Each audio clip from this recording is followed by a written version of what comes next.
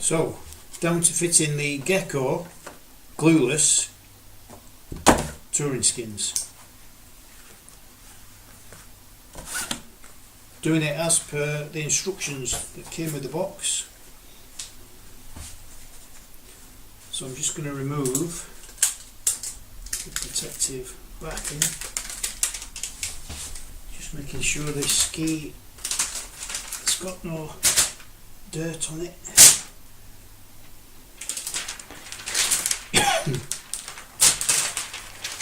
So I fitted the first one and I'm not happy.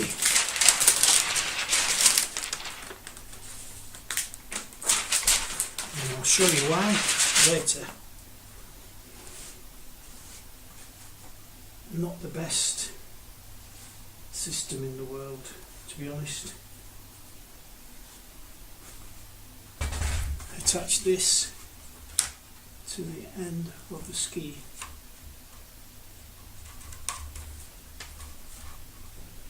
And then we need to get this as central as possible before cutting the sides,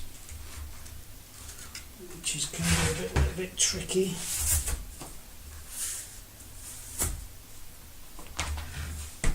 Okay, that's pretty much equal. Just get it equal in the middle.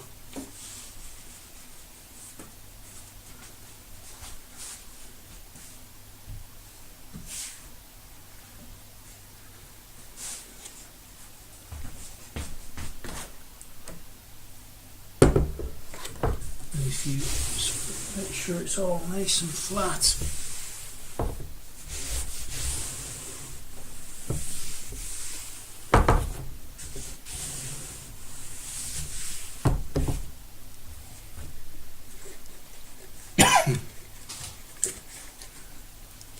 And now I've got to cut the length, which would be, well, the instructions say 10 to 15 centimeters, but I've already done this ski here, and this is the problem. The fitting, which they supply you with at this end, they supply you with this and this to attach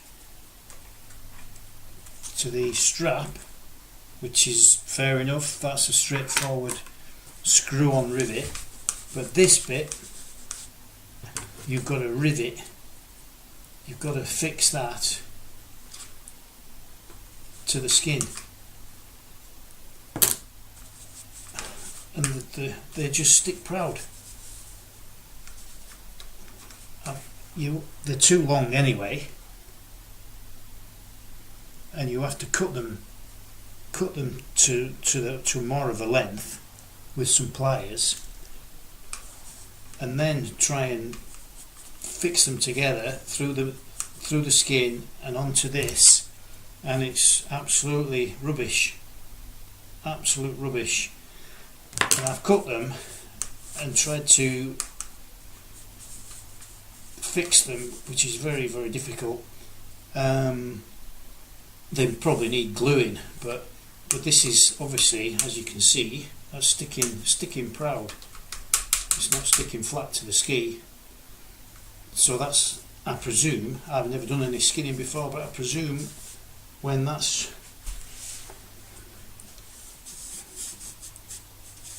going to be dragging in the snow, and possibly you're going to pull it off, wear it out.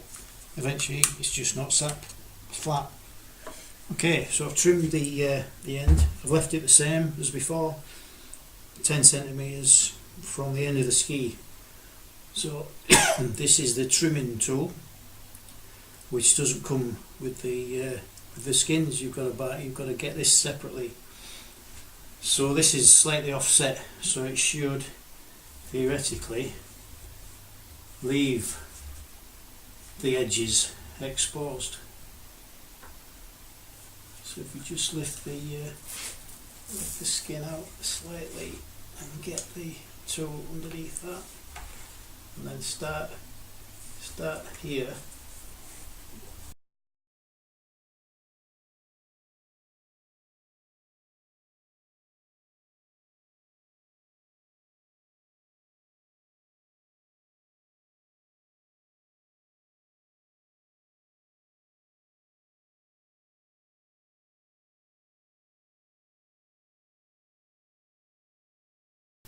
Okay, just to show you, I've just cut the end to the template that was supplied. So the end has now been cut, same shape as the template. So I just use that as a guide. Cut it with the scissors. It's quite easy to cut this with the scissors. But now this that is attaching to this.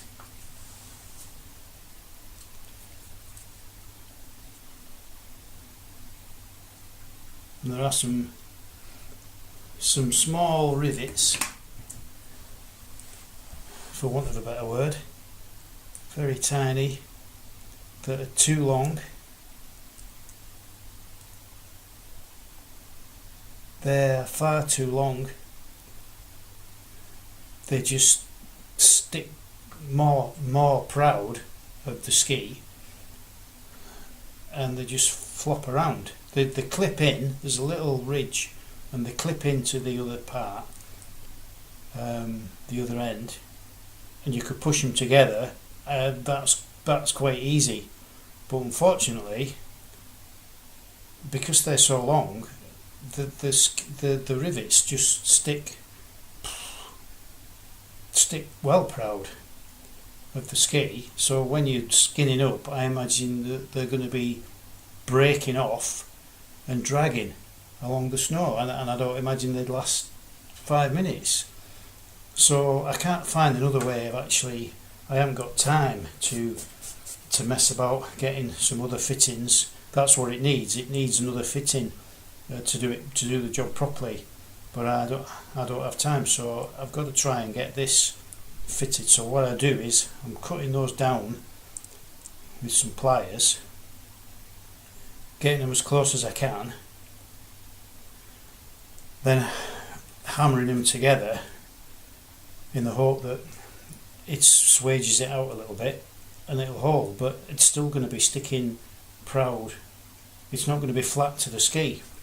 Okay, so it's just taken me about an hour to shorten these rivets, and I've hammered them on a block of wood. Hopefully they've swaged over, but they don't seem very secure to me. I might just drop a little bit of Loctite in there and on the back on the mountain. That's how easy they come off. You know, I mean, that's going to be dead easy to take them off. But do they stay on when you're actually skinning up? I don't know. So watch this space. Hope that's useful for you.